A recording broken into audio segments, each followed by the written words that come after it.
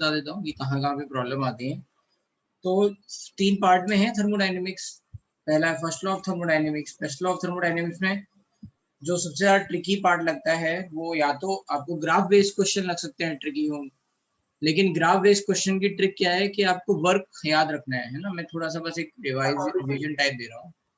हाँ बोलो।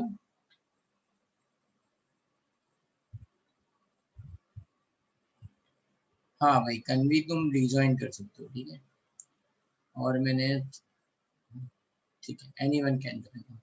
तो पहला जो पार्ट है वो यही है कि अगर कोई भी ग्राफ दे रखा है, पी वर्सेस वी का ग्राफ दे रखा है तो अच्छी बात है, लेकिन वी वर्सेस टी का भी ग्राफ दे रखा है, कुछ भी, राइट, है ना, ऐसा कुछ ग्राफ दे रखा है लेट्स। तो यहाँ पे जो सबसे इम्पोर्टेंट बात ये है वो यही है कि आप पहले इस लाइन की इक्वेशन निकालना सीखो, ठीक है। तो वो आपको पता है y minus Y one equals to Y two minus Y one divide by x2 minus x1 x minus x1। तो आप इससे पहले v और t का क्या कहते हैं ग्राफ, एक इक्वेशन लिख जाएगी, उसमें t को रिप्लेस कर दो p से। सो you will be having a pressure और वॉल्यूम का एक ग्राफ मिल जाएगा आपको। तो एक तो हाँ b बाई टी, देखो जरूरी नहीं है कि ये जीरो से पास करे, कई बार ऐसी लाइन भी होती है कि वो जीरो से पास नहीं करती है, राइट। तो जब v एंड t कांस्टेंट हो जाए और जीरो से पास करे तब प्रेशर वाली बात आ जाती है, ठीक है, p कांस्टेंट रहेगा।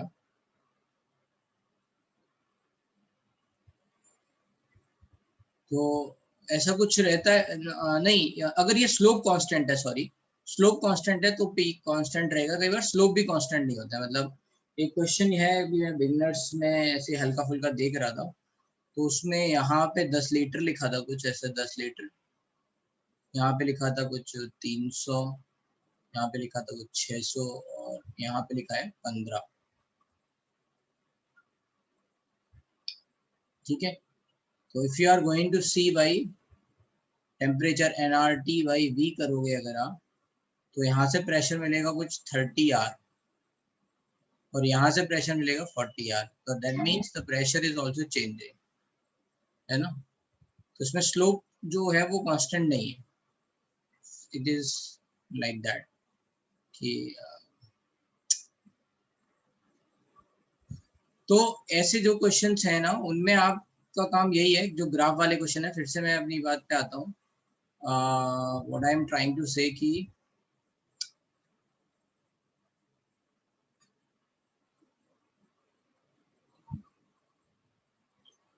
अगर मान लो कोई भी ग्राफ दे रखा हो तो आप पहले ये v और t की इक्वेशन निकाल लो, v और t की इक्वेशन निकाल के, राइट, फिर उसके बाद आपको एक इक्वेशन मिल जाएगी, देन यू कैन सॉल्व। और दूसरा तरीका क्या कर सकते हो ऐसे ग्राफ में, एक तो ये मेथड हो गया, दूसरा मेथड क्या हो सकता है कि आप ऐसे लिख लो p v to power n equals to constant, क्योंकि ये पॉलीट्रॉपिक प्रोसेस होगी। तो आप यहाँ से n की वैल्यू निकाल लो। ये दो तरीके हैं, है ना, जिनसे आप इस तरह के क्वेश्चंस कर सकते हो जब भी वी टी के ग्राफ आपको दिए जाए। तो एक तो तरीका ये हो गया जो ट्रिकी क्वेश्चंस हैं, और दूसरा ट्रिकी क्वेश्चंस आते हैं फर्स्ट लॉ ऑफ थर्मोडायनेमिक्स में, जब इरिवर्सिबल एडियाबैटिक प्रोसेस दे रखी होती है। तो उसमें बोला जाएगा कि मान लो शुरुआत में टी दे रखा होगा कुछ 300 केल्विन, और बोला मान लो प्रेशर 1 एटीएम से 2 एटीएम तक पहुंच गए। अब ना तो आपको यहाँ वॉल्यूम पता है, ना आपको टेम्परेचर पता है, कुछ नहीं पता है, राइट, V2 नहीं पता है, कुछ भी नहीं पता है। अच्छा, तो ऐसे क्वेश्चंस में क्या करते हैं, अच्छा, अगर यही रिवर्सिबल होता तो हमें पता है P V to power gamma equals to constant वाला फॉर्मूला हम लगाएंगे, तो उससे हम, है ना, पी और टी के बीच में भी रिलेशन निकाल सकते हैं। तो वो क्या होता है, P one minus gamma, P to power one minus gamma, T to power gamma equals to constant. तो ऐसे में आप प्रेशर और टेम्परेचर से रिलेटेड वैल्यू आप निकाल लोगे। अगर आपको प्रेशर पता है तो आपको T2 निकल जाएगा। ये किस में लगता है, लेकिन रिवर्सिबल में। इरिवर्सिबल में कैसे लगता है, इरिवर्सिबल में लगता है work equals to internal energy में चेंज, और यहाँ पे आप लिखोगे minus P external DV which is nothing but V2 minus V1, that is nothing but NCV/BT, that is T2 minus T1. बस ये B2 की जगह आप रख दो इन टर्म्स ऑफ T2, तो ये हो जाएगा NR T2 by P2 minus NR P1 by P1, बस माइनस P एक्सटर्नल। अब यहाँ पे आप क्या कर सकते हो, यहाँ पे you can see a equation only in terms of pressure and temperature. T1 पता है, P1 पता है, P2 पता है, P एक्सटर्नल भी पता होगा कि किस कांस्टेंट प्रेशर के अगेंस्ट, हो सकता है ये P फाइनल ही हो, P2 ही हो सकता है कुछ अलग हो, कई बार कुछ अलग भी दे रखा होता है, ठीक है। आप यहाँ पे लगाओगे तो आपको T2 मिल जाएगा, जैसे ही आपको T2 मिल जाएगा वैसे ही आप वर्क निकाल सकते हो, है ना। T2 मिलेगा तो आप V2 निकाल सकते हो। तो ये तो हो गए फर्स्ट लॉ ऑफ थर्मोडायनेमिक्स में आने वाली problems. Second law of thermodynamics के रिलेटेड क्वेश्चन क्या है, एंट्रोपी पूछते हैं। तो एंट्रोपी का एक फॉर्मूला है एन, क्या है, कौन बताएगा भाई एंट्रोपी का फॉर्मूला? हाँ बताओ भाई।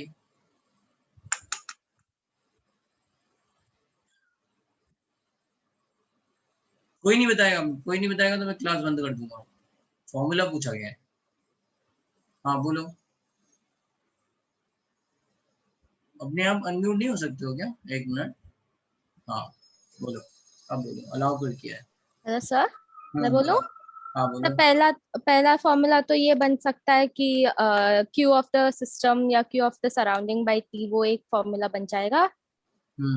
या फिर 2.303 NCV log T2 upon T1 plus 2.303 NR log V2 by V1 हो सकता है। हाँ तो 2.303 को अभी बाद में हम लॉग में कन्वर्ट कर हाँ लेंगे, मतलब हाँ, NCV ln T2 by T1 plus NR ln V2 by V2 by V1, V1। बस ये आपको याद रखना है, यही फॉर्मूला है सब जगह लगने के लिए। अब कहीं पे टेम्परेचर होगा, इसी में एक फॉर्मूला एनसीपी के टर्म्स में, NCP ln T2 by T1 minus NR ln P2 by P, यहाँ पे ये फॉर्मूला T के टर्म्स में। तो बस ये दो फॉर्मूले आपको लगाने हैं हर जगह, जहां जहां पे आपको मिलता जाए वहां लगाते जाइए, ठीक है। इसमें एक और टर्म कहीं पे आता है एंट्रोपी में, कि जब अगर एंट्रोपी कहीं पे भी एडियाबैटिक प्रोसेस है, एडियाबैटिक प्रोसेस में इरिवर्सिबल प्रोसेस है,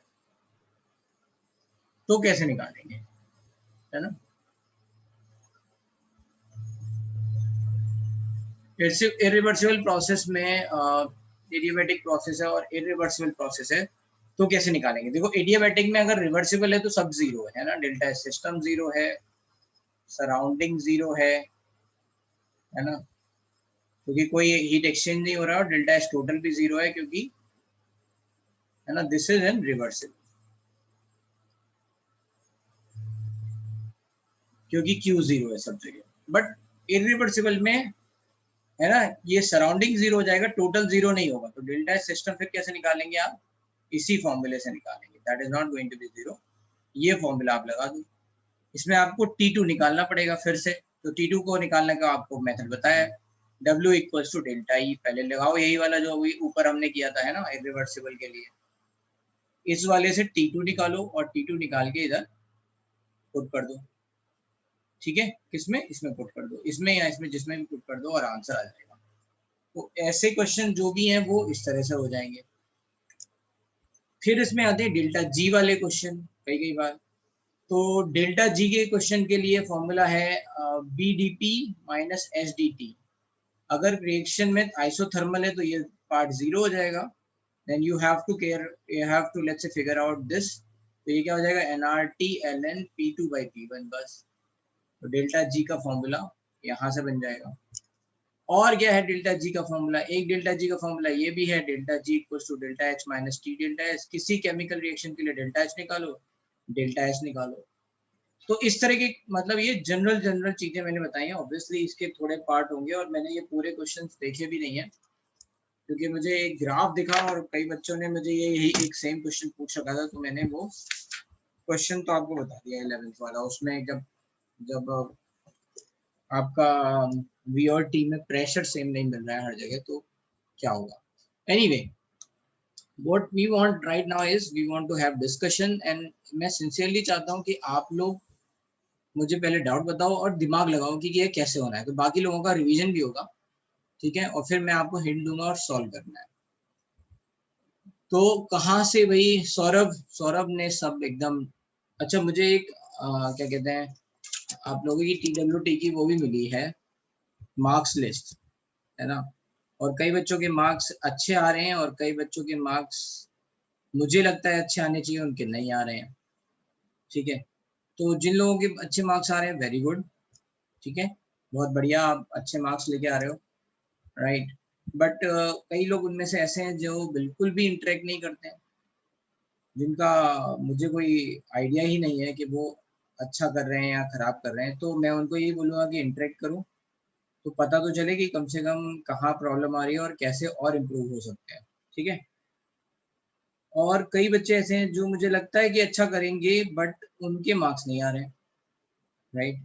तो भाई आपको देखना है कि उनके क्यों मार्क्स नहीं आ रहे हैं, क्या प्रॉब्लम है, ठीक है। और अभी ये 86 बच्चे हैं यहाँ पे, right? तो सौरभ है यहाँ पे? Yes sir. हाँ, सौरभ है। तो बताओ सौरभ, कहाँ क्या क्या डिस्कशन में है और करना है अपन को, तो हम स्टार्ट करें। थर्मोडायनेमिक्स में sir get equip to IIT JEE पूरा बाकी है। Get equip to IIT JEE बाकी है, ठीक है, और एडवांस लेवल भी बाकी है पूरा। Okay. And windows to IIT JEE problems from previous year बाकी है। देखो IIT JEE मेन तो मुझे लगता है कि हो जाएगा। IIT JEE हो चुका है आपसे, windows to IIT JEE main? Yes sir, हो चुका है, उसमें डाउट ये नहीं है। डिस्कशन हो चुका है? डिस्कशन नहीं हुआ, हमने सॉल्व कर दिया। अच्छा, सॉल्व कर लिया है, सॉल्व करते हैं हाँ। तो मैं चाहता हूँ कि आप लोग एक एक्सरसाइज अभी अपन ढंग से सॉल्व कर लेते हैं कोई, और उससे रिलेटेड ही बहुत सारी प्रॉब्लम्स आपको मिल जाएंगी। तो क्या करें, एडवांस लेवल सॉल्व कर लें? एडवांस लेवल में बहुत डाउट्स आ गए मेरे। चलो एडवांस लेवल देख लेते हैं, ठीक है। तो आई एम श्योर कि बहुत सारे और भी क्वेश्चंस हैं, लेकिन एडवांस लेवल में शायद थोड़ी डिफिकल्ट प्रॉब्लम होगी, then we can work out on that. Sir सुनो ना। हाँ सुनाओ। सर मेरे को ना एक सॉल्व एग्जांपल में भी डाउट है, तो मैं एडवांस लेवल के होने के बाद पूछूं कि अभी पूछ लूं? हाँ ठीक है, मेरे को लगता है वो क्लास ही पहले खत्म हो जाएगी। अच्छा ठीक है, तो ठीक है, फिर एडवांस लेवल के बाद पूछते हैं। हाँ तो भाई बताओ, चलो पहले क्वेश्चन नंबर 1।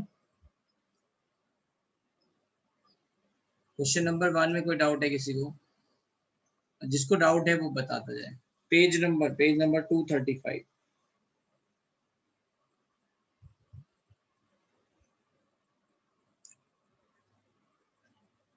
Question number 2।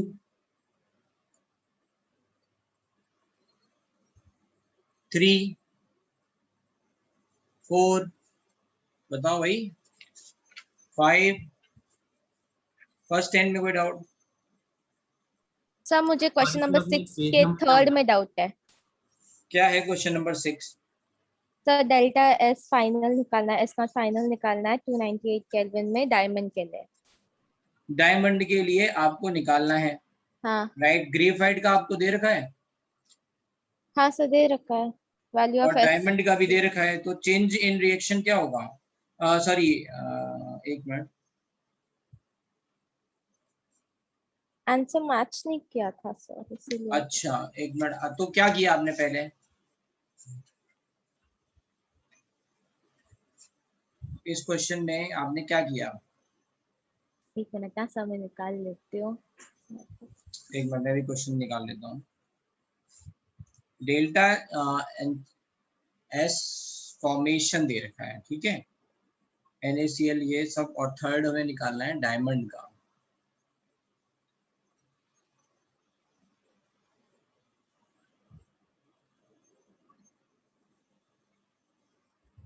तो डायमंड तो ग्रेफाइट से ही बनेगा,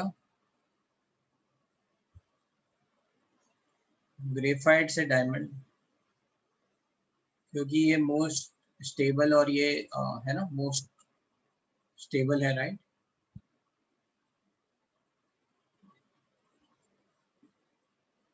फॉर दिस रिएक्शन जो भी है डेल्टा एस रिएक्शन क्या हो जाएगा, delta H reaction divide by T, है ना, ये हो जाएगा। एनीवे अभी हमें डेल्टा एच रिएक्शन और टी ये कुछ नहीं पता है। Now this delta S reaction, इससे डेल्टा एच रिएक्शन क्या होता है वो देख लेते हैं। Delta H reaction is nothing but delta H F not product minus reactant, यही होता है ना? हाँ सर। ठीक है, तो यहां से हमें मिल जाएगा delta S reaction is nothing but delta S F not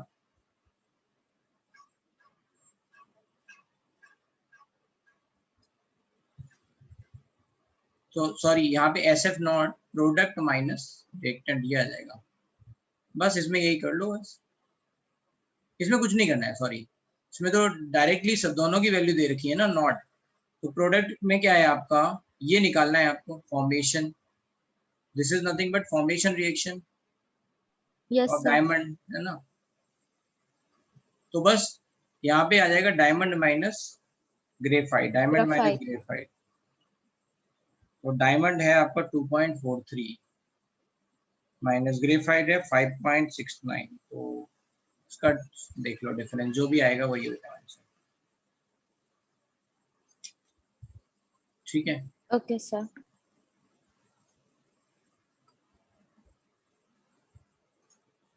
joule पर केल्विन, एनीवे। हाँ,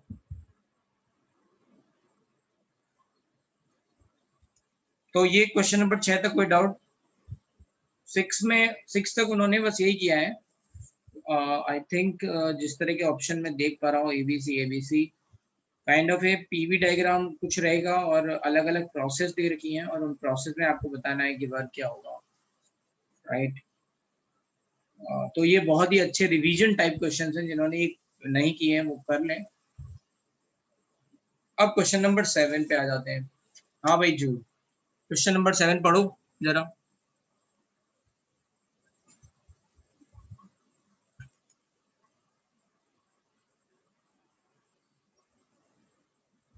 मेरी आवाज पहुंच रही है तुम तक? ये सर आ रही है। हाँ बोलो सर। मुझे पार्ट 3 मतलब थर्ड पार्ट में डाउट है सर। कोई बात नहीं, पहले क्वेश्चन पढ़ो तो।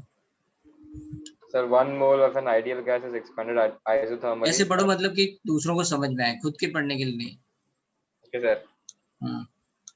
1 mole of an ideal gas is expanded isothermally at 298 Kelvin until its volume is tripled. बस रुक जाओ।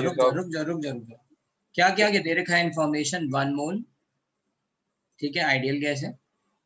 Yes sir, 298 kelvin temperature. Isothermal process है, ठीक है। एक्सपेंड कर रहे हैं कहां से कहां तक? V से 3V तक, ट्रिपल हो गया है ना, जो भी है। कहा किस टेम्परेचर पे? 298 केल्विन पे। तो ये रफ हमने आइडिया ले लिया। Okay, find the value of delta S gas and delta S total under the following condition. क्या बताना है? डेल्टा एस गैस बताना है, मतलब सिस्टम बताना है, और डेल्टा एस टोटल बताना है, राइट। फॉलोइंग कंडीशन में पहली कंडीशन क्या है? Expansion is carried out reversibly, ठीक है। The moment we are saying reversible, इसका मतलब क्या होगा कि डेल्टा एस टोटल तो हो जाएगा 0, राइट। Yes sir. और डेल्टा एस गैस आप निकाल लो, कि फॉर्मूला बताया था मैंने, NCB/ln/T2/T1 प्लस NR/ln/V2/V1 से। तो टेम्परेचर इज कांस्टेंट, तो ये वाला पार्ट 0 हो गया, and then you will put the value, n की वैल्यू 1 R, ये हो जाएगा R/ln3, और you can solve it. R की वैल्यू आप डाल दो 8.314 and ln3 2.303 into 0.48, you will get the value, ठीक है। ये तो हो गया डेल्टा एस टोटल। कई बोलेगा डेल्टा एस सराउंडिंग इसमें क्या होगा, तो डेल्टा एस सराउंडिंग हो जाएगा माइनस डेल्टा एस सिस्टम। तो इससे भी हम इसकी वैल्यू निकाल लेंगे। तो ये तो आ गए फर्स्ट पार्ट। सेकंड है, expansion is carried out irreversibly where 836 8 joule of heat is less absorb than first. तो इसमें एक काम ये भी कर सकते हैं, यहाँ तो मैं डायरेक्ट फॉर्मूला पता था। What we can do is in this part we can find the Q reversible. पहली प्रोसेस में क्यू रिवर्सिबल क्या था भाई, डेल्टा ई तो 0 है, तो क्यू रिवर्सिबल क्या हो जाएगा, माइनस डब्ल्यू। ठीक है, minus W reversible which is nothing but minus क्या होता है भाई, हाँ फॉर्मूला वर्क का P external dV minus हाँ minus ये P तो होता है, external लेकिन dV यहाँ plus पे आता क्या है आइसोथर्मल के लिए, फाइनल एक्सप्रेशन। sir एक मिनट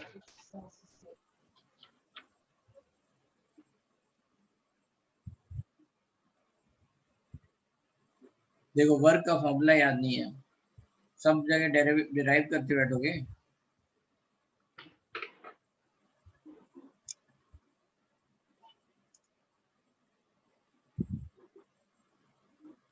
सब माइनस क्यू होगा ना, आइसोथर्मल के लिए पूछ रहे हो। हाँ तो माइनस डब्ल्यू होगा और यहाँ पे ये माइनस माइनस आ जाएगा तो प्लस हो जाएगा, minus NRT N N dV, तो ये डीवी बाई वी आ जाएगा, तो ये V2 by V1, right. Yes sir. तो इससे ये आपकी वैल्यू आ गई N R T L N V2 by V1। Anyway ये N R L N V2 by V1 आपने निकाला ही है, इसमें टी से मल्टीप्लाई कर दो तो you will get the Q value. कह रहे हैं expansion is carried out where this amount is less absorb, तो आपको क्यू इरिवर्सिबल पता चल जाएगा। Q reversible is Q reversible minus 836.8. The moment you get Q irreversible, you can solve delta S, आपको पता चल जाएगा system based on Q irreversible divided by T, तो इंटीग्रेट करेंगे। ठीक है, तो अच्छा आइसोथर्मल रिएक्शन है तो T तो कांस्टेंट ही रहने वाला है, तो Q irreversible जो भी आएगा डिवाइड बाय T, इससे आपको डेल्टा S सिस्टम मिल जाएगा। ठीक है, नेक्स्ट क्वेश्चन में उन्होंने बोला है एक्सपेंशन इज फ्री, इसका मतलब क्या है,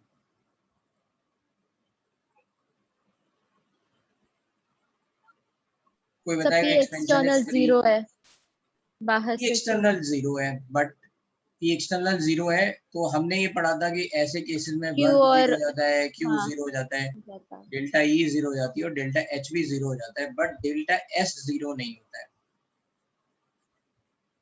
ठीक है, तो अब हम यहाँ मान लेंगे कि ये जो एक्चुअली क्या है, इसका कोई बाउंड्री तो है नहीं, पी एक्सटर्नल 0 है तो कितना भी एक्सपेंड हो सकता है, लेकिन क्वेश्चन में हमसे पूछा गया है ना, एक्सटर्नल 0 है तो एक्सपेंशन कुछ भी हो सकता है ना, फ्रीली कभी तक। लेकिन क्वेश्चन ये हाँ कह रहा है कि वॉल्यूम V से 3V तक जब तक जा रहा है वो, बस तब तक के बारे में हमें बस बात करनी है कि उसमें कितना चेंज हुआ। ठीक है, तो आप फॉर्मूला यही है आपका, यही तो है आपका डेल्टा एस। इसका मतलब ये जो प्रोसेस है वो सिर्फ 3V तक वैलिड है कि बस हम उधर 3V तक ही तक हमें देखें। कैलकुलेट करनी है। हाँ ऐसे तो फ्री एक्सपेंशन कितना भी हो सकता है, राइट, हाँ हाँ। है ना। तो फ्री एक्सपेंशन किसी स्टॉपर के कारण रुक रहा होगा 3V तक, कोई स्टॉपर लगा होगा, मतलब जैसे ये है, राइट, एक सिलेंडर है, इसका ये मूवेबल पिस्टन है और एकदम से मैंने प्रेशर हटा लिया तो एकदम से ये आगे की तरफ भागेगा, और यहाँ मान लो एक स्टॉपर लगा हुआ है तो ये यहाँ जाके स्टॉप हो जाएगा, ऐसा। तो कह रहे इस प्रोसेस में कितना एंट्रोपी चेंज हुआ, राइट। आइसोथर्मल प्रोसेस है तो ये तो कुछ होना नहीं है, बस आप यही फॉर्मूला लगा लो, N R L N V2 by V1, यही वैल्यू आ जाएगी आर एल एन 3, इसको सॉल्व कर लो, इससे आंसर आ जाएगा। ठीक है, तो देख लो एक बार आंसर आ रहा है या जोड़ या नहीं आ रहा है, देखो भाई। yes sir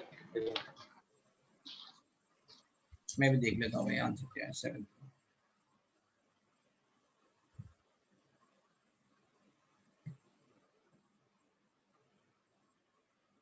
इसमें एग्जैक्ट वैल्यू के लिए 0.477 लिख लेना, ठीक है।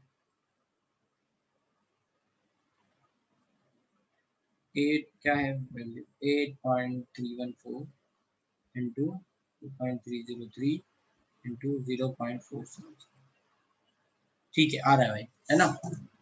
सो दैट्स इट, तो ये तो हो गया क्वेश्चन नंबर 7। चलो भाई बताओ क्वेश्चन नंबर 7 के बाद 8,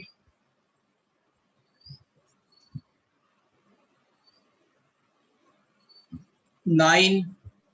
हेलो सर। हाँ। सर मेरे को 9th में ना बी वाले पार्ट में एक डाउट था। उनने बोला है कि it is expanded freely into a vacuum to double volume. मतलब पहले वॉल्यूम हम 0 लेके सॉल्व करें कि नहीं नहीं नहीं, वी में लेके सॉल्व करो और 2v तक जा हाँ, रहे हैं। एक साइक्लिक प्रोसेस दे रखी है, हाँ ठीक है। तो पहले उन्होंने बोला है कि हमने टेम्परेचर बढ़ाया 298 से 373 तक, हाँ, फिर उसके बाद हीटेड एट कांस्टेंट वॉल्यूम, तो वॉल्यूम सेम कांस्टेंट रखा, वॉल्यूम, हाँ वॉल्यूम v है। फिर हमने एक्सपेंड कराया, राइट, डबल होने एक्सपेंड तक, हाँ कराया तो डबल वॉल्यूम तक पहुंच गए, ठीक है। ठीक है। तो वहां पे okay, and it is cooled reversibly at a constant pressure, cooled reversibly at constant pressure to 298 kelvin. तो अब वापस से टेम्परेचर 298 केल्विन पे पहुंच गया।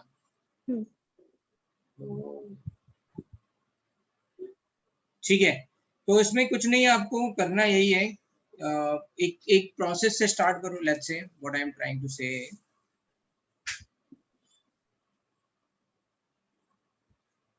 मान लो यहाँ पे this is P, this is V, some V is there, let's say a point शुरुआत में है,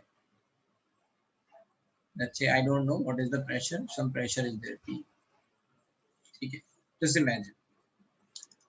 और यहाँ से ये आइसोथर्मल लाइन है, लेट्स से अभी हम बस बना रहे हैं, 298 से 373 जा रहा है, तो यहाँ पे एक कांस्टेंट लाइन होगी, ये 373 केल्विन की लाइन है पीवी, ये 298 केल्विन की लाइन है।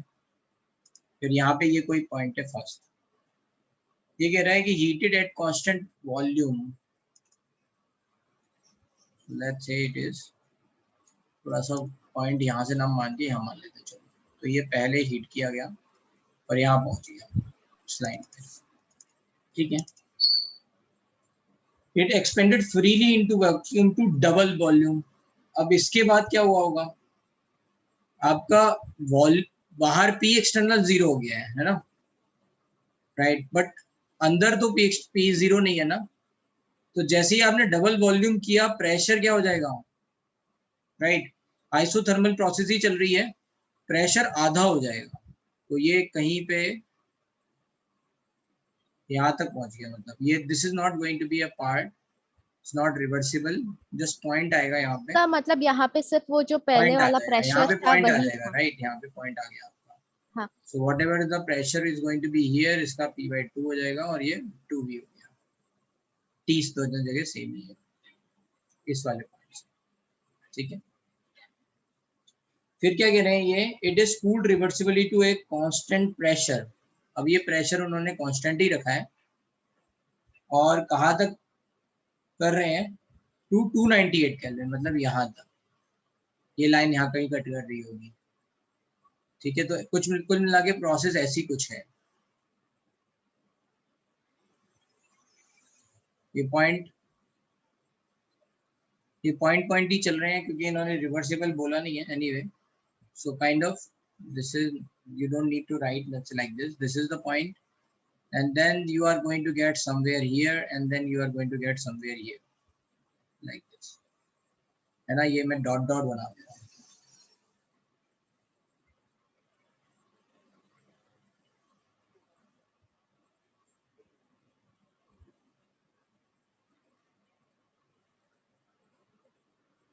ठीक है। This is isothermal type and this is isobaric type। अब बस आप एक प्रेशर वॉल्यूम मान के यहाँ पे चलते जाओ, विल गेट सम आंसर, ठीक है। Yes sir. ट्राई करें या फिर मैं करूँ या करोगे खुद से? सर ट्राई करूंगी, अगर नहीं होता तो मैसेज कर। ठीक है। क्वेश्चन नंबर 9 के बाद 10,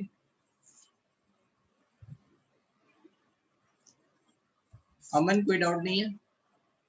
नो सर, जो था किसी और ने पूछ लिया था पहले। ओके यार, आज की क्लास में सुशील नहीं है, अनुष्का, एनी आइडिया? हाँ, कोई डाउट नहीं पूछ रहे थे? सर ये सब प्रॉब्लम्स एक्चुअली दिया मैम के लेक्चर में हम लोग ने मतलब किए थे। तो बहुत बढ़िया। तो फिर तो डिस्कशन में बताओ क्या रह गया है। डिस्कशन में कोई पॉइंट रह गया हो तो हम वो कर लेते हैं। एक मिनट, तो ये चलो ये वाली एक्सरसाइज खत्म करा देते हैं, फिर पूछ लेते हैं। 10th 11th में किसी को कोई डाउट? 11th का सी, तो 11th के सी में क्या दे रखा है? 1 mole monoatomic ideal gas was taken through this process ABCD। ठीक है, इसमें अब आपको क्या करना है, ये प्रोसेस में V और T का ग्राफ दे रखा है। फिजिक्स में आपने खूब अच्छी प्रैक्टिस कर ली होगी ग्राफ्स की, right? So over here A, B, C and D, right? Okay.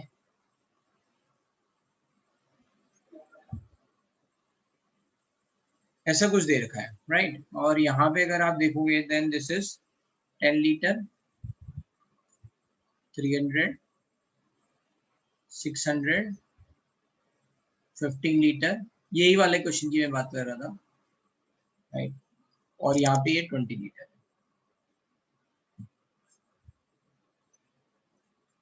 तो ये तो बिल्कुल आसानी से समझ में आ रहा है, ये आइसोथर्मल है क्योंकि टेम्परेचर कांस्टेंट है, ये आइसोकोरिक है बिकॉज वॉल्यूम कांस्टेंट है, और ये भी आइसोथर्मल है। But this is not isobaric, ये आइसोबारिक प्रोसेस नहीं है क्योंकि यहाँ पे प्रेशर देखोगे तो इस पॉइंट पे प्रेशर आपका आएगा nRT, तो n कितना है 1 ना, R into T divide by V, तो ये हो जाएगा 10, तो 30 R इस पॉइंट पे A पे PA, और इस पॉइंट पे प्रेशर आएगा आपका R into T, T is 600 divide by 15 volume, so this is 40 R. So you can see the pressure is changing from PA to PV. तो ऐसे क्वेश्चंस में क्या करें फिर? तो ऐसे में आप क्या कर सकते हो, आपको गामा निकालना है, मतलब N निकालना है। तो यू कैन थिंक कि ये ना तो आइसोथर्मल है, ना आइसोबारिक है, ना आइसो कुछ कोई कोरिक प्रोसेस कुछ भी नहीं है। तो ये PV/N का ग्राफ हम देख लेंगे, ये क्या बनेगा। या तो एक तरीका ये है, या फिर आप वही टी वाला ग्राफ डाल के देखो और फिर उससे आइडिया लगाओ। नाउ अगर हम ये मैं डायरेक्टली कर रहा हूँ, ये PV/N वाला ग्राफ जो है वो देखना है, तो हम यहाँ पे क्या होगा, P1 V1/N equals to P2 V2/N, और P1 की वैल्यू कितनी है, what is the P1 value, 30 R, V1 की वैल्यू कितनी है, 10 की power N is nothing but 40 R, और यहाँ पे V2 की पावर है 15 की पावर है। तो इन दोनों को साथ ले लेते हैं और लॉग ले लेते हैं, तो ये हो जाएगा 10/15 की power N is nothing but 40 R by 30 R, so this is 4/3। तो ये हो जाएगा N log 2/3, 10 और 15 is nothing but log 4/3। तो यहाँ N यहाँ 2/3 का मतलब हो जाएगा -0.3 और -0.18, और ये log 4/3 का मतलब हो जाएगा log 4 is 0.6, 0.48, तो ये 0.12। तो इससे n की वैल्यू आ जाएगी 0.12 divide by 0.18 minus, so this is nothing but -2/3। अब जैसे ही आपको ये पता चला, you can calculate work. Work का फॉर्मूला क्या होता है, P2 V2 minus P1 V1 to power divide by n-1, यही फॉर्मूला है ना, गामा -1 जैसे हमने लिखा था पॉलीट्रॉपिक प्रोसेस के लिए, तो ये फॉर्मूला है। ठीक है, तो ये आपको पता चल गया, बस इसमें आप डाल दो, right, value P2 V2 that is 40 R, V2 is nothing but 15 minus 30 R into 10 divided by -2/3 -1. So this is going to be 600, 300, to 300 R divided by -5/3. So this is -180 R. Value आप solve कर लेना। ये दो गया work. इसी तरह से polytropic process के लिए Q की वैल्यू क्या होती है, ठीक है, तो Q की वैल्यू आप निकाल सकते हो हीट कैपेसिटी से NCDT, और C पॉलीट्रॉपिक प्रोसेस के लिए क्या होता है, कोई फॉर्मूला बताएगा मुझे, C इक्वल्स टू, मैंने बताया है CV plus R by 1 minus N। R minus R। बस, तो आपको N की वैल्यू पता है, बस आप यहाँ से C डालो और यहाँ dt डाल दो, आपको टेम्परेचर का डिफरेंस पता है, राइट, 300 से 600, ये q आ गया। डेल्टा एच कैसे निकालेंगे, NCP dt से, उसमें कोई फर्क ही नहीं है, दिस इज स्टेट फंक्शन। हर जगह ये रहने वाला है। प्रोसेस में मोनो एटॉमिक गैस है तो Cp की वैल्यू 5/2 r होगी, तो 1/5/2 r इंटू dt की वैल्यू क्या हो जाएगी, 600 से 300, तो 300, बस आंसर, तो 750। ठीक है, तो ये वेदांत आपको समझ में आ गया। ये मैंने एक प्रोसेस के लिए बताया जो सबसे डिफिकल्ट है, बाकी सारी आसान है, आइसोथर्मल, आइसोबारिक है, कोरिक है, तो आपको समझ में आ जाएगा। ये क्वेश्चन नंबर 11 हो गया। 12 सर एक डाउट है सर।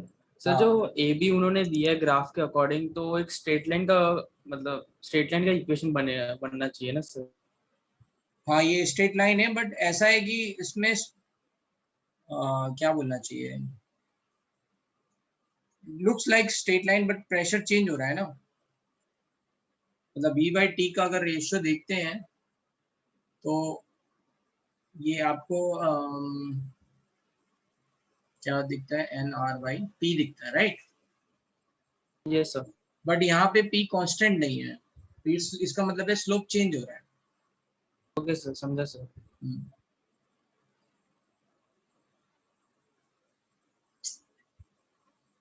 तो ये एग्जैक्टली यहाँ पे मतलब दिख रहा है कि ये स्ट्रेट लाइन है, बट एग्जैक्टली ये स्ट्रेट लाइन नहीं होगा, थोड़ा सा ऐसा कर्व टाइप का होगा, बट और क्वेश्चन में ऐसे दिखा रखा है, राइट, उससे लगता है कि वो स्ट्रेट लाइन है। Could be type of curve, तभी तो स्लोप चेंज होगा। स्ट्रेट लाइन, तुम्हारी बात सही है, I got your point, you are saying कि अगर स्ट्रेट लाइन है तो स्लोप कांस्टेंट रहना चाहिए, right, this is what you are saying ना। Yes sir. वो दिखने में है, तो वही है कि कई बार क्या होता है, जो दिखता है वो होता नहीं है, क्वेश्चन में ऐसा कई बार होता है। Hello sir. हाँ सर मतलब वो आइसोबारिक होने के लिए उसको ओरिजिन से पास करना पड़ेगा ना वो लाइन को? हाँ, वो भी मैंने ये बात पहले बता दी थी ना कि राइट, क्योंकि ये तो y इक्वल्स टू mx का ग्राफ हो गया ना, तो इसमें नहीं हो रहा है ऐसा। हाँ सर, पर ऐसा हो सकता है ना कि वो ओरिजिन से पास नहीं हो रहा है, तो उसके लिए हम लोग VT की इक्वेशन लिख सकते हैं, मतलब स्ट्रेट लाइन वाली इक्वेशन। तो और उससे हम लोग उसमें टेम्परेचर क्या बोलते हैं, फिर टेम्परेचर को टेम्परेचर आपको और प्रेशर रिप्लेस के करना टर्म्स में पड़ेगा, लिखे। You have to replace temperature in terms of pressure. Yes sir, तो वो तो फिर P PV का का एक तो यहाँ से एक्सप्रेशन लिखा है। बनेगा, फिर TV PdV जो भी है, P की एक इक्वेशन जो भी बन रही है, राइट, उसमें PdV आप लगा दो, मतलब प्रेशर को V के टर्म्स में पुट कर दो यस PdV सर। में, तो वैसे ही फिर उससे भी आंसर आएगा। समझा सर। ठीक है, क्वेश्चन नंबर 12 13, डाउट भी तो पूछते जाओ अपने अपने, क्या कहाँ डाउट है। अनुष्का, क्या डाउट है तुम्हें कहाँ पे फंस रहे हो। सर मुझे एक डाउट था TWT के क्वेश्चन में। अच्छा, क्या था डाउट। सर एक क्वेश्चन में डाउट था, मतलब उसका भी स्क्रीनशॉट लेने को नहीं मिल रहा है। थर्मोडायनेमिक्स का क्वेश्चन था। Yes sir. अच्छा, ट्रॉपी का। तो उसमें पूछा क्या था। उसमें सर मतलब एंट्रोपी मतलब एक रिएक्शन का एक साइकिल दिया था। बड़ा क्वेश्चन था।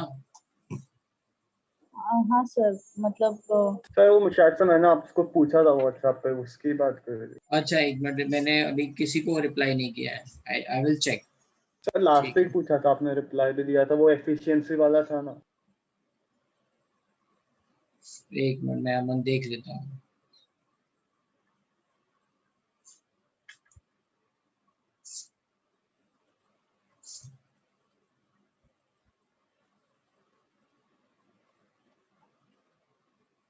एफिशिएंसी वाला क्वेश्चन। हाँ सर, मतलब दो क्वेश्चन है, एक एफिशिएंसी वाला है और एक है, मतलब तो एफिशिएंसी में क्या समझाया था अमन, याद है। इफिशिएंसी वाले क्वेश्चंस में क्या करना रहता है, सब लोगों को बता दे रहा हूँ। जैसे खुद भी सोचो, एफिशिएंसी का मतलब क्या हुआ कि तुमको कितनी एनर्जी दी और तुमने उसका आउटपुट कितना निकाला, right, that is your efficiency. अगर मान लो मैंने तुम्हें आज बैठ के खाना खिलाया, वो 100 जूल है, ठीक है, जो एनर्जी आपने ली है ना, और आपने 50 जूल ही काम किया उससे, ठीक है, मैकेनिकल वर्क, तो एफिशिएंसी 50% हो गई। तो जो एनर्जी हम दे रहे हैं, right, which is in the form of let's say delta H, total energy हम जो दे रहे हैं उसमें, राइट, और जो यूजफुल वर्क हो जा रहा है वो है डेल्टा जी, उनका रेशियो हमें देखना है। या तो एक तो ऐसा होता है कभी रिएक्शन में delta G by delta H देख लेते हैं इंटू 100, एक तरीका ये है। दूसरा तरीका ये है कि अगर आपको वर्क और क्यू पता चल जाए इंटू 100, है ना, इनका मॉड, क्योंकि एफिशिएंसी है तो आपको मैग्नीट्यूड ही चाहिए बस, राइट। इसमें फिर क्या करना था, क्यू निकालना था, एस और टी, मतलब ऐसा कुछ ग्राफ दे रखा है आपका एंट्रोपी का और टेम्परेचर का कुछ ग्राफ दे रखा है, राइट, ए से D D D D D है, यहाँ पे ए है एंड बी है और सी है, राइट। ये टेम्परेचर है 300 एस, सॉरी टी, एस 300 600, है ना, like this, and this is 20, यहाँ पे ये 20 और ये 40। तो सिंपल सी बात ये है कि हमको बस ये देखना है कि कहाँ पे एंट्रोपी चेंज हो रही है, राइट, एट कांस्टेंट टेम्परेचर, यहाँ पे हो रहा है A to B, so you will be able to find. अच्छा, इसमें एक और बात याद रखनी है कि कुछ तो क्यू एब्जॉर्ब है और कुछ, जैसे हम आपने कार्नोट साइकिल पढ़ ली, हाँ, तो उसमें ये बताया जाता है कि कुछ तो आपको हीट दी जा रही है और कुछ आपकी हीट, है ना, वेस्ट हो रही है ना। तो अगर ये Q1 हीट दी गई और Q2 यहाँ से निकल गई, तो आप यहाँ पे निकाल सकते हो T डेल्टा एस से यहाँ पे आपको Q की वैल्यू पता चल जाएगी इन दो प्रोसेस के लिए। बाकी में तो ये यहाँ पे डेल्टा एस की वैल्यू 0 है, ठीक है, so this is not going to be causing any Q, यहाँ पे आएगा इन दोनों प्रोसेस में। तो एक प्रोसेस में Q1 क्या होगा, जहाँ पे आपका टेम्परेचर एंट्रोपी बढ़ रही है, या फिर पॉजिटिव वैल्यू देख लेते हैं, तो Q की वैल्यू पॉजिटिव हो जाएगी, और जहाँ पे एंट्रोपी घट रही है 40 से 20 जा रही है, वहाँ पे Q की वैल्यू निगेटिव हो जाएगी। इसका मतलब क्या है, Q पॉजिटिव मतलब एब्जॉर्ब हो गई, Q निगेटिव मतलब निकल गई, राइट। तो ये आपको Q1 मिल गया, डेल्टा एस यहाँ पे 20 इंटू 600, ये आपको Q1 मिल गया पॉजिटिव। Q2 क्या हो जाएगा, यहाँ पे डेल्टा एस -20 और ये तो कितना हो जाएगा 300, तो 6 -20 इंटू 300। तो इसमें जो वर्क आया वो क्या होगा, इन दोनों के हिसाब से आया होगा। ये Q आपने दिया और ये Q एमिट हो गया, बाकी बीच का बचा हुआ पार्ट क्या हो गया, वर्क हो गया। तो दैट्स इट, बस वो इतना ही करना था आपको। तो यहाँ पे आ जाएगा 50%, इस तरह से एफिशिएंसी आ जाएगी। नेटवर्क डन कितना आ जाएगा, इसका सब्ट्रैक्ट करेंगे, मतलब इसमें से इसको घटाएंगे, साइन के साथ अगर देख रहे हैं तो जोड़ेंगे, है ना। तो अगर आपको फॉर्मूला याद हो कार्नोट साइकिल में, तो वो क्या होता था, Q1 plus Q2 divide by Q1 into 100, right, हाँ या ना। Yes sir. बस अब इससे हो गया। अनुष्का, यही डाउट था तुम्हारा? यस सर, और एक था उसमें रिएक्शन दिए थे। क्या दिया है? रिएक्शन दिए थे, मतलब तो फिर वो मुझे भेज दो अभी। पहले एक बार ये देख लेते हैं इस एक्सरसाइज में और कोई डाउट है? पूरी एक्सरसाइज में एडवांस लेवल में सौरभ एंड एवरीवन जिन लोगों ने भी एक्सरसाइज सॉल्व कर की है? नहीं सर, हो गया। ठीक है, क्वेश्चन नंबर 15 में डाउट है। Okay, hello sir. हाँ बोलो सर, मुझे एक और IIT JEE में था डाउट एक। अरे आते हैं, ये वाली एक्सरसाइज देख लेते हैं फिर आते हैं IIT में, ठीक है।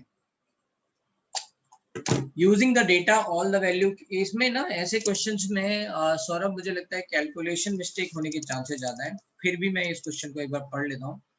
यूजिंग द डेटा, ठीक है, and delta H combustion ethane का दे रखा है, कंबशन इथीन का दे रखा है, कंबशन एसिटिलीन का दे रखा है, एसिटाल्डिहाइड का दे रखा है, फॉर्मेशन दे रखा है, ग्रेफाइट टू गैस दे रखा है, मतलब एटमाइजेशन दे रखा है, एंड बॉन्ड एनर्जी दे रखा है, and calculate the following bond energy okay तो अब कंबस्ट करते हैं सबको एक एक करके, क्योंकि इसमें बहुत कुछ है। C2H6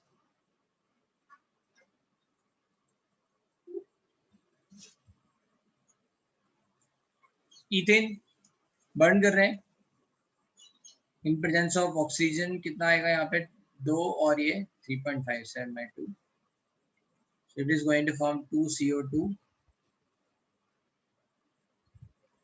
plus 3 H2O gas and liquid. This is going to be delta H combustion. इसको अगर देखा जाए ध्यान से तो ये बॉन्ड एनर्जी में अगर मैं इसको तोड़ दूं सबको, है ना। अच्छा, this is nothing but, this reaction is nothing but delta H combustion of ethane which is C2H6. It is also equals to, अगर मैं फॉर्मेशन की टर्म्स में देखूं तो ये क्या हो जाएगा 2 times delta H formation of CO2 plus 3 times delta H formation of H2O minus delta H formation of C2H6.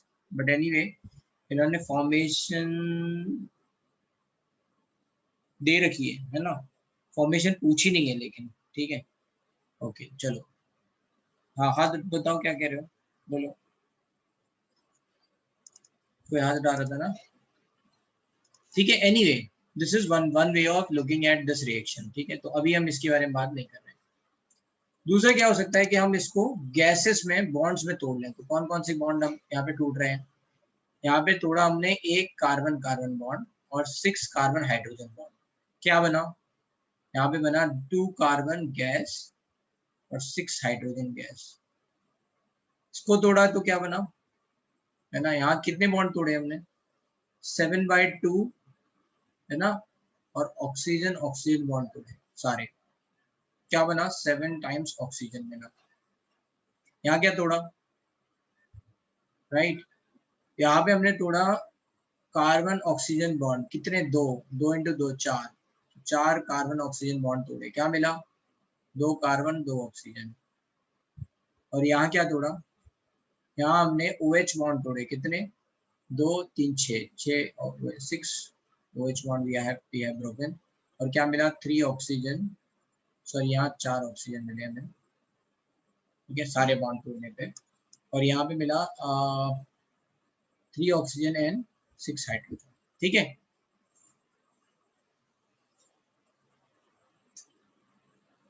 तो अब आपको ये समझ में आ रहा होगा, this plus this equals to, है ना, दिस। चाहे ये तो दोनों जगह सेम ही आ गया ना ये बात। तो मैं कहूँ चाहे मैं यहाँ से यहाँ पहुंचू या यहाँ से ऑल द वे इधर से इधर यहाँ पहुंचू, सेम ही होगा। So what is going to be 1 carbon carbon plus 6 carbon hydrogen plus, right, sorry बस प्लस ये क्या हो जाएगा यहाँ पे 7/2 oxygen oxygen bond length energy is equals to delta H combustion plus 4 carbon oxygen and plus 6 का oxygen hydrogen. कुछ bonds की एनर्जी दे रखी है उन्होंने, ऑक्सीजन ऑक्सीजन की दे रखी है, हाइड्रोजन हाइड्रोजन की दे रखी है, और कार्बन सॉलिड से कार्बन गैस भी दे रखा है। अच्छा, वो कहाँ यूज होगा कार्बन सॉलिड से कार्बन गैस?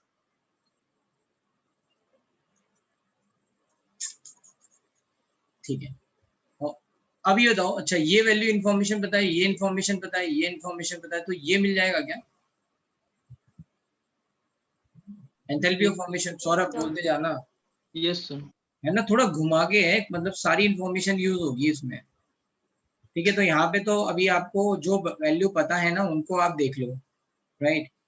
तो यहाँ पे आपको ऑक्सीजन ऑक्सीजन बॉन्ड लेंथ पता है बस, और ये पता है, बाकी ये कुछ भी नहीं पता है, 4 अननोन है। अभी इन पे आते हैं थोड़ी देर में। बट मुझे ये मिल गया ना C2H6 फॉर्मेशन इस वाले से, क्योंकि हाँ। मुझे ये पता है ना, ये पता है फॉर्मेशन और ये सब पता है, तो ये मिल गया। तो मैं फॉर्मेशन रिएक्शन लिख लेता हूँ। फॉर्मेशन रिएक्शन क्या होती है? Carbon solid 2 carbon solid plus 3 H2 is going to give you 2 C2H6 gas. यही होगी ना इसकी formation, delta H formation of C2H6, correct? Yes sir. अब इसको तोड़ लो। इसमें भी कितने बॉन्ड टूटे? एक कार्बन कार्बन और 6 कार्बन हाइड्रोजन बॉन्ड टूटे। और इसको भी तोड़ो, इससे बना 2 कार्बन गैस और इससे क्या बना है ना, ये एटमाइजेशन आ गया, ये दे रखा हुआ है ना, कार्बन ग्रेफाइट से गैस है ना, ये 716.68 दे रखा है, and you will multiply it by 2। और ये H2 से क्या हुआ, आपने कितने बॉन्ड तोड़े यहाँ पे, 3 हाइड्रोजन हाइड्रोजन बॉन्ड तोड़े, राइट, तो यहाँ 6 हाइड्रोजन मिल गए। तो यहाँ से क्या मिला, this plus this equals to this, तो ये एक हो गया 716.68 into 2 plus 3 times hydrogen hydrogen bond energy is nothing but enthalpy of formation, ये मिल चुका है आपको, प्लस दिस है ना, carbon carbon plus 6 carbon hydrogen. अब क्या क्या पता है, ये पता है, ये पता है, ये पता है, तो इतनी इंफॉर्मेशन मिल गई, यस है ना। तो अगर इतनी इंफॉर्मेशन मिल गई तो इनका कॉम्बिनेशन मिल गया एक तरह से, दो, ये तो एक आ गया मेथड, एक तरीका। ऐसे ही आप इथीन के लिए करके देखो। हाँ सर, अब समझा तो कि हाँ, कैसे हाँ मतलब सारी इंफॉर्मेशन यूज हो जाएगी आपकी, घुमा फिरा के। सर ऐसे टाइप के क्वेश्चन में और एक डाउट है, कभी कभी वो लोग पूछते हैं कि बेंजीन का हाइड्रोजनेशन करो, तो तभी हम लोग रेजोनेंस फॉर्म ऑफ बेंजीन को नॉन रेजोनेंस में कन्वर्ट करेंगे ना पहले। देखो ये क्वेश्चन नंबर 14 में दे रखा है ऐसा, राइट। हाँ सर। होता क्या है, हम मुझे बात करते हैं, हम जब बॉन्ड एनर्जी की बात कर रहे होते हैं तो ये फॉर्म होती है, which is theoretical form, right. तो जब मैं इसको तोड़ूंगा, है ना, जो C6H6 लिख रहा हूँ ना, और उसको मैं तोड़ रहा हूँ, वो ये वाली फॉर्म है थियोरेटिकल, जिसमें कार्बन डबल बॉन्ड कार्बन है, राइट, लाइक दिस। तो ये C6H6 जब टूट रहा है, liquid 6C gas plus 6 hydrogen gas, तो इसमें ये वाली फॉर्म यूज हो रही है, ना कि ये वाली फॉर्म। डिफरेंस क्या है, इसके और इसके बीच के डिफरेंस में रेजोनेंस एनर्जी आ रही है। मेरी बात समझ रहे हो मैं क्या बोल रहा हूँ? Yes sir. मैं समझा देता हूँ फिर से, रुको। देखो वो जो क्वेश्चन है हाइड्रोजनेशन वाला, वो ये होता है, अगर आपने इसकी हाइड्रोजनेशन की तो ये साइक्लोहेक्सेन बनेगा, ठीक है, और यहाँ पे उन्होंने हेक्सीन दे रखा होता है, और यहाँ से साइक्लोहेक्सेन बनेगा। तो हम बोलते हैं, मान लो ये जो भी x वैल्यू आई, तो यहाँ 3x वैल्यू आनी चाहिए, इसके बीच का जो डिफरेंस है, राइट। अब यहां से यहां तक पहुंचने के लिए अगर मैं रिएक्शन लिखूं तो ये क्या हो जाएगी, C6H6 plus 3H2 gives C6H12। इसको तोड़ दो, 6 carbon gas 6 hydrogen gas, right, plus 6 hydrogen gas, और इससे भी यही मिलेगा, राइट। यहाँ कितने बॉन्ड तोड़े आपने, यहाँ पे ये इस तरह से है ना, तो आपने 6 कार्बन कार्बन बॉन्ड तोड़े और 12 कार्बन हाइड्रोजन बॉन्ड तोड़े, तो 6 कार्बन कार्बन 12 कार्बन हाइड्रोजन। यहाँ कितने बॉन्ड टूटे, 3 हाइड्रोजन हाइड्रोजन। यहाँ कितने टूटे, 3 carbon carbon 3 carbon double bond carbon and 6 carbon hydrogen, ठीक है। Yes sir.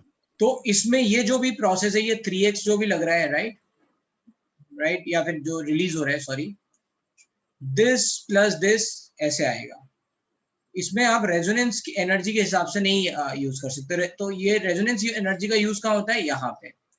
कभी कभी क्या होता है, एक्चुअल उन्होंने दे रखा होता है कि भाई एक्चुअली में इतना निकला, मान लो ये 3x नहीं दे रखा है, अगर मान लो ये x दे रखा है तो आप 3x निकाल लोगे, मान लो ना तो ये दे रखा है ना ये दे रखा है, उन्होंने दूसरी तरह से दे रखा है, उन्होंने कहा कि रेजोनेंस एनर्जी दे रखी है, और उन्होंने दे रखा है कि एक्चुअल में जो रिएक्शन हो रही है उसमें कितनी हीट ऑफ हाइड्रोजनेशन निकली, है ना, बेंजीन की, राइट, ऐसा कुछ दे रखा है। तो अगर ये दे रखा है y, तब आपको ये रेजोनेंस एनर्जी x यूज करनी पड़ेगी,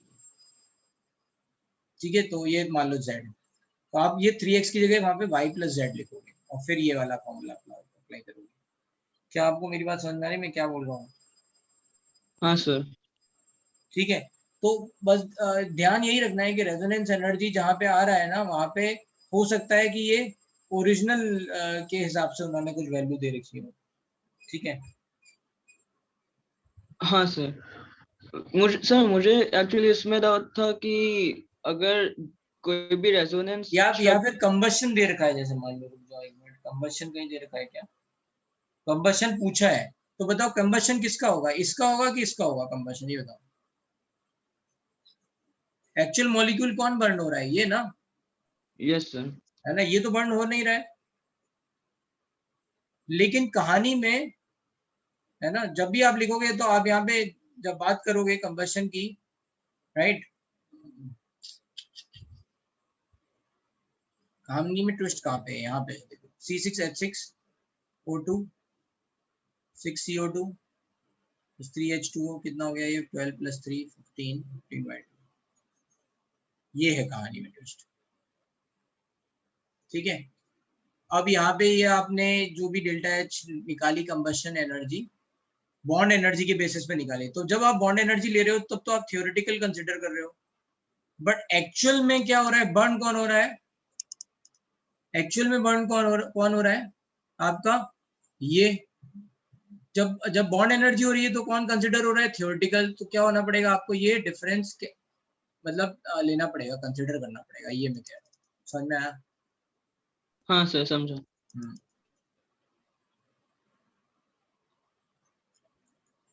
ठीक है, और क्या डाउट था इसमें?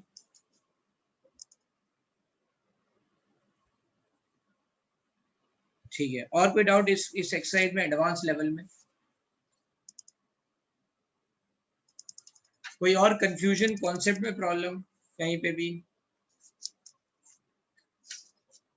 ठीक है, अब चलते हैं। कोई कह रहा था उसको जेई के गेट इक्विप्ड या फिर गेट इक्विप्ड में डाउट है, बताओ भाई। गेट इक्विप्ड के क्वेश्चंस में बताओ क्या डाउट है,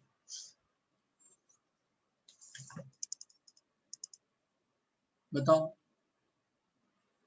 क्वेश्चन नंबर 15 तो बता, ये तुम्हारा पुराना डाउट है ना, right?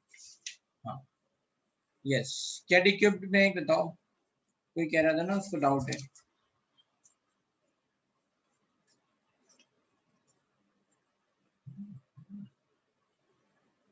Windows to JEE main के 9th क्वेश्चन में डाउट है।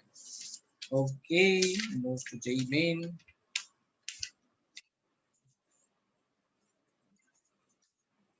एक मिनट, क्या लिखा हुआ है? जरा पढ़ के सुनाओ जरा क्वेश्चन, मैं भी तो समझूं क्या क्वेश्चन है। बोलो भाई, पढ़ो। वेदांत। Hello sir. बोलो।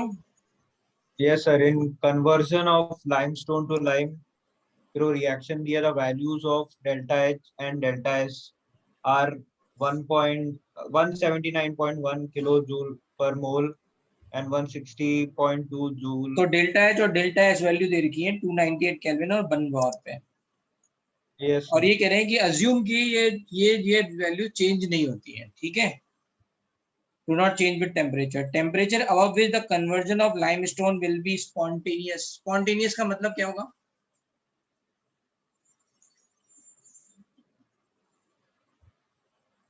ठीक है, यही होगा ना वेदांत? Yes sir. हाँ, delta G is nothing but delta H minus T delta S, and ये कह रहे हैं ये नेगेटिव हो जाए। ये नेगेटिव हो जाए इसका मतलब क्या है? हम जीरो पे वैल्यू देख लें पहले कि जीरो पे क्या होगा। तो या तो उसके ऊपर जाना होगा या नीचे जाना होगा, फिर हम देख लेंगे। तो minus T delta S equal to zero, तो पहले जीरो निकाल लो। जीरो इज नथिंग बट ये आ गया, ठीक है। अब आप देख लो कि वैल्यू क्या दे रखी है। डेल्टा एच पॉजिटिव दे रखा है, डेल्टा एस भी पॉजिटिव दे रखा है। तो निगेटिव होने के लिए क्या होना पड़ेगा? ये वैल्यू उस जीरो से बड़ी होनी पड़ेगी, तभी निगेटिव हो पाएगी। उस टेम्परेचर से ज्यादा होना चाहिए। वैसे भी उन्होंने लिखा है temperature above with the conversion, तो बस जीरो के लिए निकालना, ठीक है। वेदांत आपके बहुत कम मार्क्स आ रहे हैं, कोई रीजन पर्टिकुलर?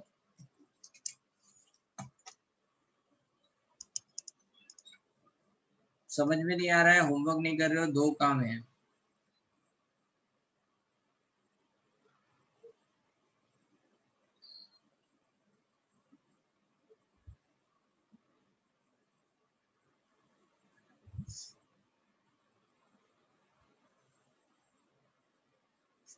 हाँ भाई, और कोई question windows to JEE main इस पूरी एक्सरसाइज में? और कोई क्वेश्चन? इसका थर्ड क्वेश्चन। किसका third question? Yes sir. JEE main का? हाँ सर। जेई मेन, एक मिनट काम कीजिए। यस, बोलो भाई, पढ़ के बताओ। For a spontaneous reaction, the DG equilibrium constant K and E cell will be respective. तो बताओ भाई, delta G equal to formula क्या है? तो वो दो स्टार्टिंग के दोनों समझे मेरे को। ई सेल क्या होता है? डेल्टा जी लिखा हुआ है, डीजी नहीं है वो, डेल्टा जी है। वो ई सेल का E cell minus N F E cell बताया था ना, delta G equals to delta G not equals to minus N F E, useful work, electrical work, ऐसा कुछ बताया था क्या? यस। बस उससे निकालना है यस सर। बस। और delta G is minus R T L N K delta G not.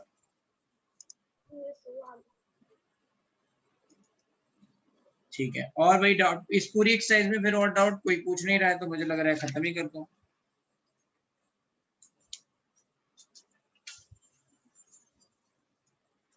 किया नहीं है, मैं ढंग से बता सकता हूँ कि मैं से, क्योंकि अभी मैंने आपके नंबर देखे ना, है ना, केमिस्ट्री में अच्छे अच्छे नंबर आए हैं आपके टीडब्ल्यूटी में।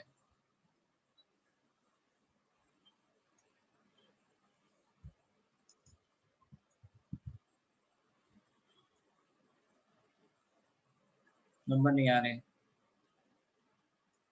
हाँ, तो कोई डाउट नहीं है। No doubt in this exercise. Very good. चलो भाई, थर्मोडायनेमिक्स बहुत दिनों से पेंडिंग था। Very good. नाउ अब जिसके एक आध दो डाउट है जिसने भेजे हैं वो देख लेते हैं क्या क्या डाउट है। राइट सर गेट इक्विप्ड में डाउट है एकदम। क्या है डाउट? सर 30 सेकंड वाला। हाँ 30 second.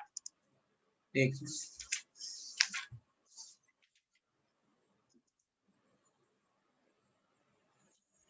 get equipped to JEE Advanced, right? Yes.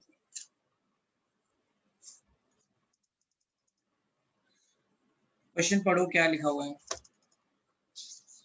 Sir paragraph type. अच्छा, पैराग्राफ है।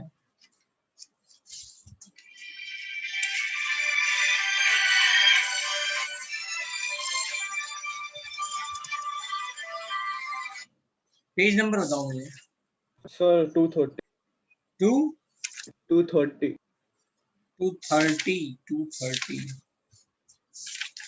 में पैराग्राफ आया।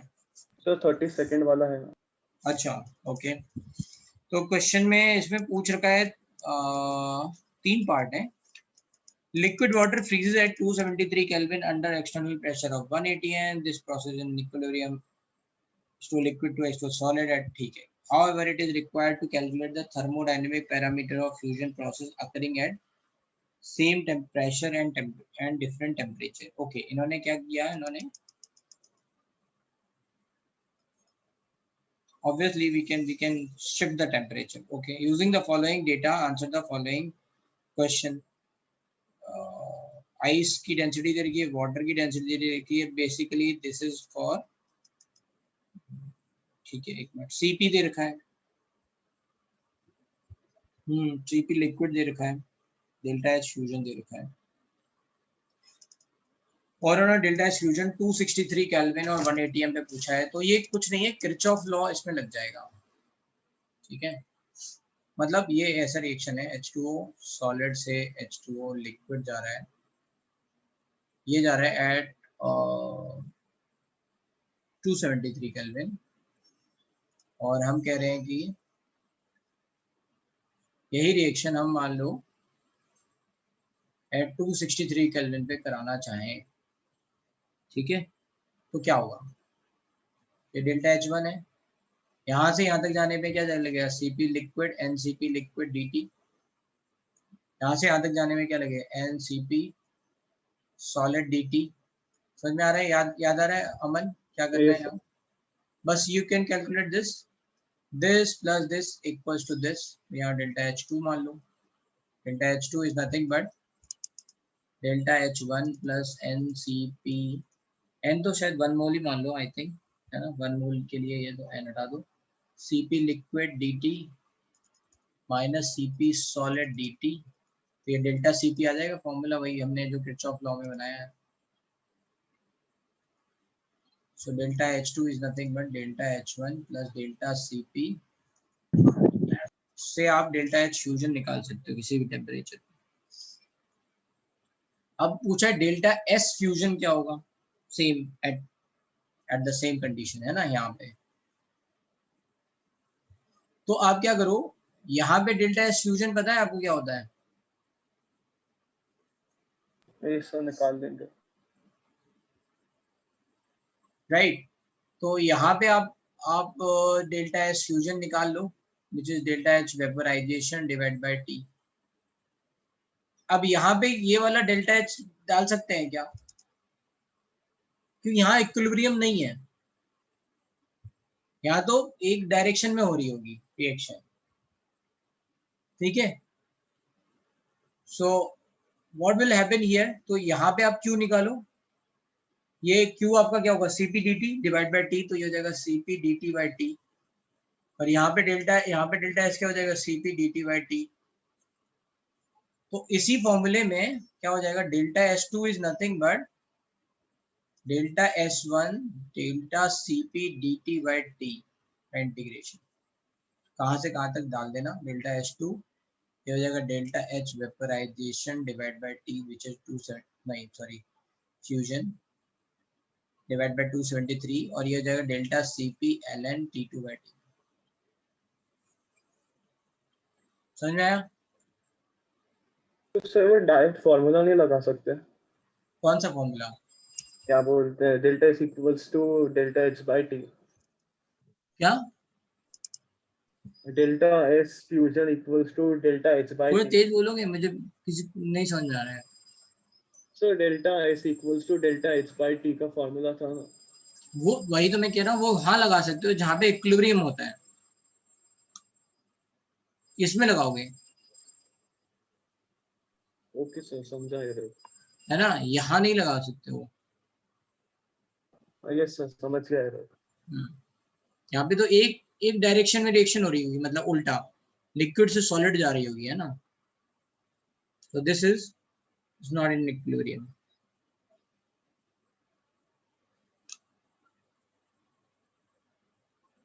और बताओ भाई, और कोई डाउट इसमें? फिर आगे निकाल लोगे ऐसे ही ना, उन्होंने ये फिर तो मैच करना है, स्पॉन्टेनियस कब होगा और एट इक्विलिब्रियम कब होगा और नॉट फिजिबल कब होगा, काइंड ऑफ। ठीक है, वो तो आसान है। ठीक है भाई, तो ये थर्मोडायनेमिक्स खत्म हो गया। हेलो सर, मुझे एक डाउट है, सॉल्व एग्जांपल। इसमें solve example, yes page 202, page 202 क्या है example? Example 4। Heat of neutralization of oxalic acid is this per mole हाँ, using NaOH, hence delta H is। तो मेरे को उनने जो रिएक्शंस लिखा था वो मुझे नहीं समझ आया। मैं बता दे रहा हूँ, पर मोल का मतलब है यहाँ पे एक्चुअल में देखो, मैंने आपको पहले ही बोला था, ये एक तरह से ऐसे लिखा हुआ है H2A प्लस NaOH, ठीक है। अगर मान लो ये स्ट्रॉन्ग एसिड होता है, लाइक काइंड ऑफ H2SO4, तो कितनी एनर्जी रिलीज होती? हीट एंथैल्पी ऑफ न्यूट्रलाइजेशन कितनी होती है स्ट्रॉन्ग एसिड के साथ?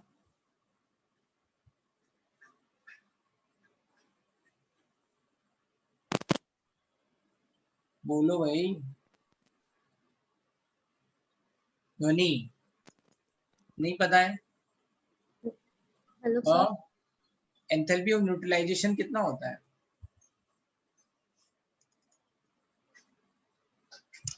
अबे हाँ ना बोलो नहीं पता है तो मैं आगे चलूं? तो याद नहीं याद है अभी, इसलिए क्वेश्चन नहीं हुआ। -57.3 पर इक्विवेलेंट, यहाँ पे कितने हैं, 2 हाइड्रोजन है तो इंटू 2, तो ये हो जाएगा -114.6, ठीक है, पर मोल ये हो जाएगा। लेकिन ये तो वीक एसिड है तो इसको डिसोसिएट भी करना पड़ेगा।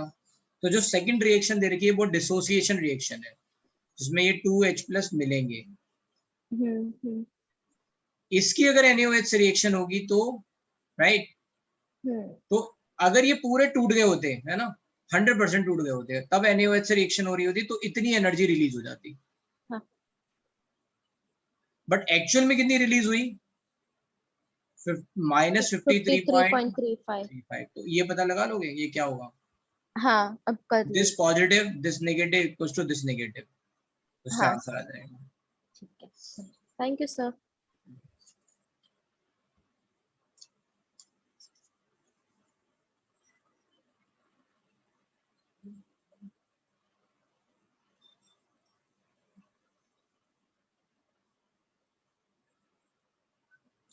इसमें कुछ आंसर मुझे गलत दिख रहा है, मेरे हिसाब से तो ज्यादा आना चाहिए। क्या किया है इन्होंने? इन्होंने हाफ ले लिया है, मतलब 1 इक्विवेलेंट के लिए ले लिया है।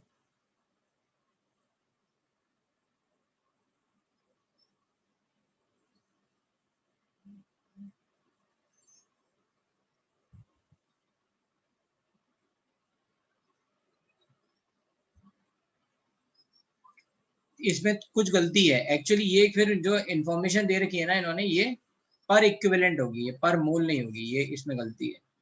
Okay sir. हाँ, ये इंफॉर्मेशन उन्होंने पर मोल लिखी है, पर मोल का मतलब तो होता है कि पूरा एक मोल न्यूट्रलाइज हो जाएगा। तो हाँ यहाँ जो इंफॉर्मेशन दे रखी है उसमें किलोजूल पर इक्विवेलेंट होगा। ठीक है। हाँ, तो ये आ जाएगा -106.7। अब आप सॉल्व कर लोगे तो आपको यहाँ पे पर मोल मिल जाएगी, इसमें से इसको घटाओगे तो आ जाएगा 7.9 जो भी आ रहा है। अच्छा, ओके सर। ये गड़बड़ है। हाँ थैंक यू सर। ठीक है भाई, थर्मोडायनेमिक्स फिनिश। अब बचा है डाउट लास्ट, नुस्खा का कुछ क्या दे रखा है क्वेश्चन ही थोड़ा सा अजीब सा वो दिख रहा है। समझ गया, मैं कुछ तो मिस्टेक कर रही थी, समझ गया। ठीक है चलो, वेरी गुड, फिर तो देखने की जरूरत है। ओके, तो क्या करें, एंड कर दे दी एंड? तो भाई मैं फिर से बोलूंगा कि थर्मोडायनेमिक्स पे अच्छी सी कमांड बना लो, और thermodynamics, chemical bonding and ionic equilibrium difficult chapters हैं, राइट? और लोगों के लिए, तुम्हारे लिए इजी हो सकते हैं।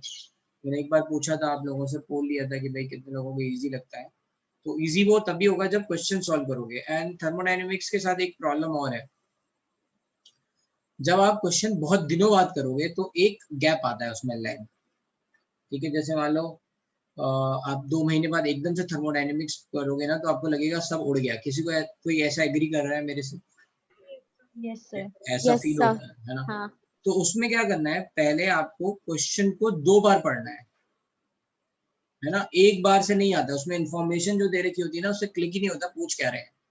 Just go through the question 2 times, आसान भाषा में पहले देख लो कि कहाँ कहाँ इंपॉर्टेंट चीजें हैं, फिर तोड़ो। और कई बार अगर आपके इसमें प्रॉब्लम और तब बढ़ जाती है जब आपको फॉर्मूले नहीं याद हो, तो एक जगह उसकी पूरी फॉर्मूला शीट बनाना स्टार्ट करो। एक जो आपका चैप्टर खत्म हुआ उसकी एक फॉर्मूला शीट बनाओ, चिपका दो अपनी टेबल पे आगे, ठीक है? इस तरह से कहीं पे या फिर कहीं पे लगा दो, स्टिक कर दो। अगर आपके पास ऐसा कुछ बोर्ड टाइप का है तो उस पर आप स्टिक कर दो। तो फॉर्मूला जैसे कई लोगों को भी याद नहीं था तो उसमें दिक्कत आएगी, फिर ऐसे में दिक्कत जल्दी आती है। फॉर्मूला आप याद रखो। अगर ध्यान से देखो तो थर्मोडायनेमिक्स में ज़्यादा फॉर्मूले नहीं है, एक फॉर्मूला अगर आपको आता है तो उससे आप फॉर्मूला ड्राइव कर सकते हो, बना सकते हो। जैसे डेल्टा एस का तो एक ही फॉर्मूला याद रख लो, then you can make for all the thermodynamic process. फिर फेज ट्रांसफर के लिए एक सिंपल सा फॉर्मूला है। तो इस तरह के फॉर्मूले हैं, ये सब ध्यान रख लो। अभी ठीक है, चलो फिर, okay, that's it. Why does internal energy of real gas depends on volume? Actually में होता क्या है कि it's not about volume, it's about interaction. Aman, volume से इंटरेक्शन डिफाइन होता है, मतलब वो आपने वो चार्जेस पढ़े हैं ना, तो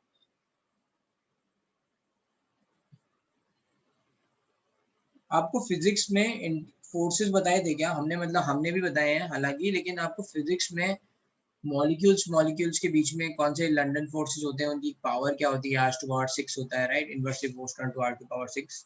बाकी सारे फोर्स होते हैं 1/r⁴ होते हैं, ये याद है रमन? है ना?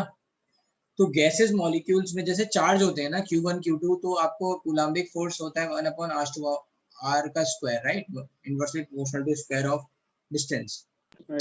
तो वैसे ही है, जो मॉलिक्यूल्स हैं, अब रियल गैस है तो उनमें इंटरेक्शंस हैं, टाइप्स ऑफ फोर्स लग रहे हैं, तो उनमें r की पावर 3 या r की पावर 6 के फोर्स लग रहे हैं, 1/r⁴ और 1/r⁴ के फोर्स लग रहे हैं। तो जैसे वॉल्यूम चेंज होगा वैसे इंटरेक्शन चेंज होगा। Okay sir. Potential energy change होगी, पोटेंशियल एनर्जी चेंज होगी तो वॉल्यूम, वही बात आ गई। वॉल्यूम भी बोल सकते हो इनडायरेक्टली, और you can say force of attraction पे डिपेंड करती है इंटरनल एनर्जी। ठीक है,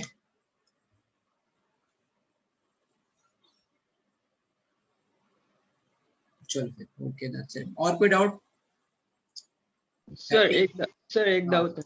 हाँ, जब आइडियल कोई गैसियस रिएक्शन में जो भी गैसेस है वो आइडियल स्टेट से डेविएट करेंगे, तब delta H is equal to delta E plus NGRT काम नहीं करेगा? अगर वो आइडियल से करेंगे नहीं तो भी काम करेगा, वो काउंट हो जाएगा उधर। डेल्टा H और डेल्टा E में हम कंपैरिजन कर रहे हैं ना, दो एनर्जी का डिफरेंस देख रहे हैं उसमें। यस सर, क्योंकि वो एमबाइब पे क्वेश्चन था, तो जब मैंने उस पे क्लिक किया था उन्होंने बोला कि डेल्टा PV यूज हो सकता है, इसलिए delta E plus delta PV। नहीं तो वो वही तो है, डेल्टा NGRT, डेल्टा PV, जहां पे NG ना मिले। अब देखो डेल्टा PV क्या है, वही P2V2 minus P1V1। Yes sir. तो अगर आप प्रेशर के टर्म्स में लिखोगे P2V2 माइनस P2, जैसे P2V2 क्या हो जाएगा, N जैसे N2RT है ना, कांस्टेंट टेम्परेचर पे हो रहा है, और P1V1 क्या हो जाएगा, N1RT। हाँ सर। N2 माइनस N1 वो आ जाएगा ना डेल्टा NG। नहीं सर, मतलब उन्होंने दोनों ऑप्शंस दिए थे, तो अच्छा, जब मैंने NGRT पे क्लिक किया तो उन्होंने बोला कि आइडियल गैस से डेविएट क्या हुआ। उस प्रोसेस में गैसेस कुछ बन रहा था क्या? हाँ सर, गैसियस ही बन रहा था। तो सर अगर इसमें आइडियल बिहेवियर नहीं रहेगा तो वो मतलब PV इक्वल टू NRT हम लोग यूज नहीं करते ना। Yes sir. अच्छा, हाँ, राइट, सॉरी, हाँ, तो इसलिए शायद, हाँ करेक्ट, तो P2V2 दे रखा है, करेक्ट। हाँ, डायरेक्टली नहीं लगा सकते ना। हाँ, हाँ सर, समझा।